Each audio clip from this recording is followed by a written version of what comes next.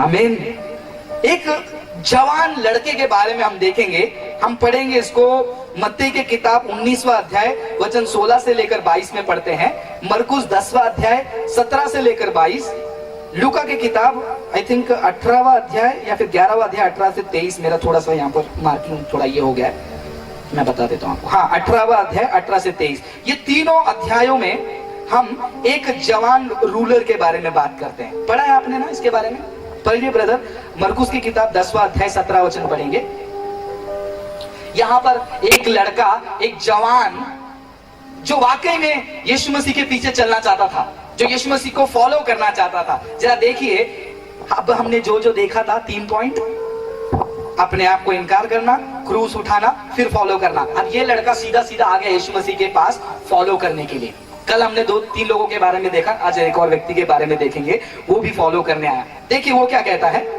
जब वहां से निकलकर मार्ग में जा रहा था तो एक मनुष्य उसके पास दौड़ता हुआ आया। एक मनुष्य दौड़ता हुआ उसके पास आया और उसके आगे घुटने टेक कर उससे पूछा। उसने आगे घुटने टेक कर पूछा, हे उत्तम गुरु, हे उत्तम गुरु। अब ये समझ लीजिए, एक रोम का व्यक्ति एक यहूदी को उत्तम गुरु नहीं कहता है, ये कभी नहीं कहता है। तो इससे साबित होता है ये एक यहूदी लड़का है। आगे, हे उत्तम गुरु, हे उत्तम गुरु, अनंत जीवन का अधिकारी होने के लिए, अनंत काल के जीवन के अधिकारी होने के लिए मैं क्या करूं? मैं क्या करूं? सवाल अच्छा था, कोई प्रॉब्लम था क्या सवाल में? सवाल में कोई प्रॉब्लम था क्या? अनंत जीवन पाने के लिए मैं क्या करूं? प्रॉब्लम था क्या सवाल में? नहीं था ना, बहुत बड़ा प्रॉब्लम था वो सवाल में। उस सवाल में क्या प्रॉब्लम है, सॉल्यूशन देने से पहले सवाल में क्या गलती थी, यीशु मसीह ने उस गलती को दिखाया। कंटिन्यू कीजिए आगे। यीशु ने उससे कहा, तू मुझे उत्तम क्यों कहता है? 1 मिनट भाई साहब, आप मुझे उत्तम क्यों कहते हो? पहली बात, क्योंकि आगे, कोई उत्तम नहीं, कोई भी उत्तम नहीं है, केवल एक अर्थात परमेश्वर, एक अर्थात परमेश्वर है। कुछ मुसलमान कहते हैं कि सामने सामने यीशु मसीह ने खुद कहा मैं उत्तम नहीं हूं, सिर्फ खुदा उत्तम है, तो यीशु मसीह खुदा नहीं है। लेकिन यीशु मसीह उसके सवाल में एक घटी को दिखा रहे हैं कि भाई तुम मेरे पास आकर ये कह रहे हो कि तुम उत्तम हो, तो क्या तुम ये बात को भी मानते हो जो उत्तम खुदा है वो खुदा मैं हूं? उस जवान को पता भी नहीं था वो किससे बात कर रहा है और जाकर अनंत काल के जीवन के बारे में मांग रहा है। उसको ये नहीं पता कि वो खुदा है, अनंत काल का जीवन वो दे सकता है। लेकिन इसने क्या सोचा, ये गुरु है, अनंत काल के जीवन की शिक्षा दे सकता है। लेकिन वाकई में वो किससे बात कर रहा है? अनंत काल को डायरेक्टली देने वाले के पास। इसलिए यीशु ने पूछा तू मुझे उत्तम क्यों बोलता है? उत्तम तो केवल खुदा है। तो इनडायरेक्टली यीशु मसीह ने उसको ये पूछा, तो क्या तुम मानते हो कि मैं खुदा हूं? ये जवान का जो प्रॉब्लम है आज बहुत सारे मसीहों के जीवन में, वो लोग आते हैं यीशु मसीह के पास, प्रार्थना करते हैं, विनती करते हैं, अनंत काल का जीवन भी मांगते हैं, लेकिन ये पता नहीं होता है वाकई में वो यीशु है कौन। बहुत सारे लोगों के नजर में, बहुत सारे फॉलोअर्स के नजर में, डिसाइपल नहीं, उनके नजर में यीशु क्या है मैं बताऊं? मुझे बहुत दर्द होता है जब यीशु को ये नाम दिया जाता है, डॉक्टर जीसस। सुना आपने? लोग बोलते हैं doctor Jesus. No, he is not a doctor. He is my savior. वो मेरा उद्धार करता है, बट लोगों ने उसको क्या करके लिमिट कर दिया? Doctor Jesus. आज बहुत सारे मसीह यीशु को कैसा पहचानते हैं? चंगा करने वाला, आशीष करने वाला, हीलर, ब्लेसिंग करने वाला। लेकिन बहुत सारे लोग उसको क्या नहीं देखते हैं? प्रॉपर उद्धार करता नहीं देख पाते हैं। इसीलिए अगर उन्होंने यीशु मसीह को प्रॉपरली उद्धार करता देखा होता तो क्या कर लेते? क्रूस को उठाकर कंधे पे रख लेते थे। बहुत सारे जवान भाई बहन, बहुत सारे लड़के लड़कियां क्यों क्रूस नहीं उठा पा रहे? क्योंकि उनको पता ही नहीं वो किसको कह रहे हैं। चक कर जान लो खुदा बना है, धन्य है जो उसकी शरण लेता है। 1 मिनट, धन्य है वो खुदा, उसको चक्र को देख लो कितना भला है, लेकिन पहले जानो तो वो है कौन। उसके भलाई को चखने से पहले वो है कौन वो तो जानो। आमीन। समझ में आ रहा आपको मैं क्या बोलने की कोशिश कर रहा हूँ? आगे पढ़िए ब्रदर, आगे यीशु मसीह ने क्या कहा? तू आज्ञाओं को तो जानता है। हाँ, तू आज्ञा को तो जानता है। हत्या न करना, हत्या न करना, व्यभिचार न करना, व्यभिचार न करना, चोरी न करना, चोरी मत करना, झूठी गवाही न देना, झूठी गवाही मत देना, छल न करना, छल मत करना, अपने पिता और अपनी माता का आदर करना, माता पिता का आदर करना। उसने उससे कहा, हे गुरु, इन सबको मैं लड़कपन से मानता आया हूँ। क्या मत करें, मैंने आपको बोला अनंत काल का रास्ता बता दो, आप बोल रहे हो मम्मी पापा का बात सुनो, आज्ञा पालन करो।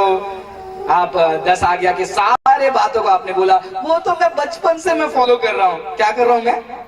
बचपन से फॉलो कर रहा हूँ। तो ये जो जवान लड़का आया, ये follower, he followed a tradition and he wanted an addition to what he was already following.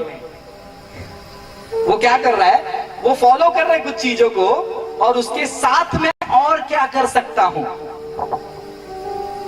उसको क्या चाहिए था? मैं ये सब कर रहा हूं, ये सब में मैं परफेक्ट हूं। पढ़िए लूका की किताब 18:21 पढ़िए। उसको लगता है कि वो परफेक्ट है। एक फॉलोअर को हमेशा लगता है कि वो परफेक्ट है, लेकिन चेले को ऐसा नहीं लगता है। देखिए इसके जीवन से हम क्या क्या सीख पाते हैं। देखिए 18:21 को वचन को पढ़िए लूका में। उसने कहा, मैं तो इन बातों को लड़कपन से ही मानता आया हूं। मैं तो बचपन से इस चीज को मानता हूं। ये लड़कपन से ही, बचपन से ही, कभी से ये कर रहा हूं। ये क्या दर्शाता है पता है? जब आप लोगों से बात करते हैं, कोई आपको आकर ऐसा कहता ना है कि अरे ये करो, अरे ये तो मैं कब से कर रहा हूं, ये मैं तो कब से कर रही हूं, ये तो मैं कब से कंटिन्यू कर रही हूँ, आप बोलते हैं ना, वो ये दिखाता है कि इसकी जरूरत मुझे नहीं है भैया, ये तो मैं परफेक्ट कर रहा हूँ। तो ये जवान लड़का अपने नजर में परफेक्ट था। He was following the law as a tradition and he wanted an addition. आज बहुत सारे क्रिश्चियंस, बहुत सारे फॉलोअर्स, चेले क्यों नहीं बन सकते हैं पता? नहीं बन पाते हैं क्योंकि वो बहुत सारी चीजों को फॉलो कर रहे हैं मसीहत में। टाइम पे चर्च में जाना है, पैसा देना है, दान देना है, सपोर्ट करना है मिशनरियों को, कलीसिया के लिए ऐसे मंडप लगाने के लिए मदद करना चाहिए, थोड़ा गाना गा लेना है, बैठना है, बाइबल पढ़ लेना है, बहुत कुछ कर लेते हैं। और एक्स्ट्रा क्या करना है? एक्स्ट्रा। और ये जवान लड़का को भी एक्स्ट्रा चाहिए था। आगे पढ़िए क्या हुआ उसी मत्ती की किताब में। हाँ, मत्ती 19 में आ जाइए, 21 से 22 तक पढ़िए मत्ती। यीशु ने उससे कहा, यदि तू सिद्ध होना चाहता है, यदि तू सिद्ध होना चाहता है। उसके नजर में वो सिद्ध है, वो परफेक्ट है, लेकिन यीशु मसीह कहते हैं if you want to be perfect तो जा। पॉइंट नंबर ध्यान से सुनिए, तो जा, अपना माल बेचकर कंगालों को दे। अपना माल बेचकर क्या कर दे? कंगालों को दे दे। यीशु मसीह उससे क्या एक्सपेक्ट कर रहे हैं पता है? क्या चाहते हैं उससे यीशु मसीह? उससे खुद को चढ़ा दे तो पीछे आ पाएगा। खुद को उसने क्या किया? चढ़ाने के लिए कहा।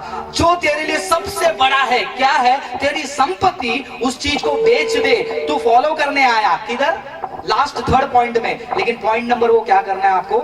अपने आप को इनकार करना है। और अपने आप को इनकार करने का सबसे पहला कदम क्या है? जो तेरे पास है उसे क्या कर, तू दे दे। फिर उसके बाद क्या हुआ ब्रदर? और तुझे स्वर्ग में धन मिलेगा। और तुझे स्वर्ग में धन मिलेगा, इधर का नहीं, स्वर्ग में धन मिलेगा तुझे।